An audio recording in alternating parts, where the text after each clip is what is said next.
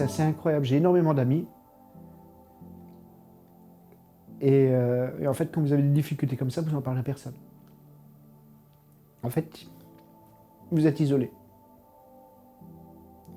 J'ai écouté 1000 histoires autour de moi, mais mon histoire ne se racontait pas. Ouais. Pour les gens, j'étais un responsable. Tout le monde qui me regardait me disait que c'est cool, voilà. Il a sa vie.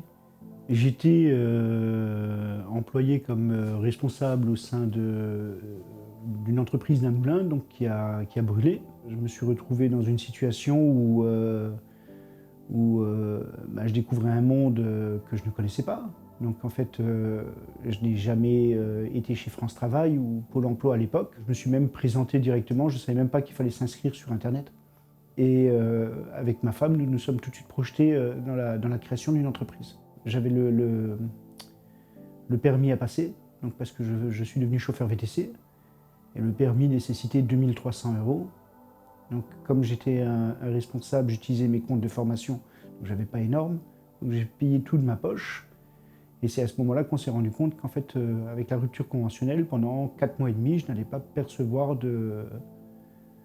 En fait, France Travail ne me payait pas. On a dû compter chaque sou et en fait, on n'y arrivait plus. On n'y arrivait pas. On a immédiatement contacté une assistante sociale parce qu'on savait qu'on ne pouvait plus faire les courses la semaine suivante. L'assistante sociale nous a proposé un rendez-vous, mais seulement 4 semaines après. On a eu le rendez-vous, j'ai exposé mon problème auprès de l'assistante sociale, et là, ça faisait déjà 3 semaines qu'on n'avait plus de quoi s'alimenter. J'étais allé voir mon ex-compagne, qui est encore mon amie, qui m'a prêté 50 € pour la semaine. Avec les 50 €, on a acheté un maximum de légumes pour faire des purées, un maximum de pâtes, des choses pas chères du tout, des oignons. On faisait des pâtes aux oignons, enfin, on s'est retrouvés vraiment d'un seul coup à ne plus pouvoir manger. On a tout de suite eu une réponse à l'inscription de France Travail, qu'on avait droit à rien pendant 4 mois et demi, quoi. Et là, on a tout de suite compris qu'on était dans le lac. Après l'assistante sociale, ça s'est allé assez vite. On a eu l'épicerie sociale qui nous a appelés. C'est en décembre que je suis arrivé dans les locaux. C'était en décembre qu'on est arrivé. Et on était paniqués parce qu'on n'avait rien pour Noël pour les enfants. Et Caritas nous a aidés. On avait eu des cadeaux de bénévoles qui ont donné des paquets. Ouais. Ça a l'air de rien, mais les enfants ont ouvert des paquets à Noël. Ouais. En fait, je suis resté devant la porte. Je n'ouvrais pas. Et on est venu m'accueillir à l'entrée. On est venu m'accueillir à l'entrée. On m'a demandé tout de suite de me mettre dans le petit salon là, à côté. Et immédiatement, on m'a demandé si ça allait. On m'a proposé une boisson chaude, un chocolat. Je regardais le monde qui sortait. Je me disais ouf. Et en fait, tout a été fait pour que je puisse être en confiance. Tous les bénévoles qui sont ici, qui aident, donc qui vous parlent comme si vous êtes normal, quoi. Parce qu'on se sent pas. On se sent mis à l'écart. Ouais. Ici, c'était moral. C'est-à-dire, il y avait tout le temps Didier qui me disait lâche pas, tu continues. Il y avait constamment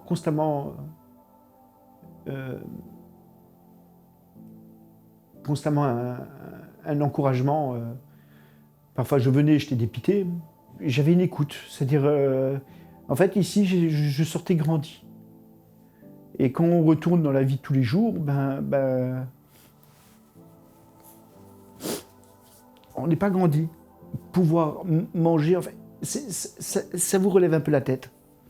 Et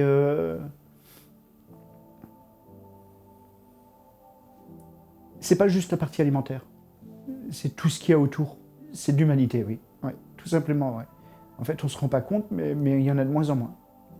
L'épicerie solidaire permet à des personnes orientées par un travailleur social de venir effectuer des achats alimentaires et en produits d'hygiène et d'entretien toutes les semaines, moyennant une participation de 10%. C'est-à-dire qu'on estime un montant de panier hebdomadaire pour ces familles et elles ne payent que 10% sur ce montant du panier, ce qui leur permet de réaliser des économies à injecter dans un projet personnel. Ça peut être le remboursement d'une facture, mais ça peut aussi être le financement d'un permis de conduire, d'une formation ou tout autre besoin exprimé par la famille. L'idée pour nous, c'est vraiment d'être un tremplin et d'aider, de soutenir les personnes sans faire à leur place, par contre. Donc c'est vraiment les rendre actrices de leur situation et leur permettre de trouver les leviers qui permettraient de retrouver un emploi, de retrouver l'estime de soi. Enfin voilà, c'est vraiment comment on accompagne et qu'est-ce qu'on déploie avec les personnes pour leur permettre de rebondir. Il y a un chiffre qu'il faut retenir, c'est 20% de pauvreté en plus entre 2022 et 2023, de situations de pauvreté rencontrées par Caritas en Alsace. Donc tout type de demande confondue, hein. Ça peut être alimentaire, financier, et on se rend compte qu'en fait les gens ont de plus en plus de mal à s'alimenter correctement et à subvenir au coût de l'augmentation de l'énergie. Le mot d'ordre, c'est l'accueil-écoute. On n'est pas des super-héros, on ne peut pas d'un coup de baguette magique tout changer, mais si on peut déjà apporter une petite lueur d'espoir et un tout petit peu de réconfort aux familles, c'est déjà gagné pour nous. Aujourd'hui, je suis chauffeur VTC, hein. Donc j'ai créé ma propre société. Je travaille du lundi au dimanche, tout le temps, jour et nuit. Je suis heureux de le faire. Je donne beaucoup plus aujourd'hui. Je ferme moins les yeux à une personne qui fait la manche. C'est vrai qu'avant, je n'ouvrais pas forcément la fenêtre pour donner une pièce. Aujourd'hui, oui. J'espère que mon entreprise va bien marcher, car je veux aussi qu'elle aide autour d'elle. C'est-à-dire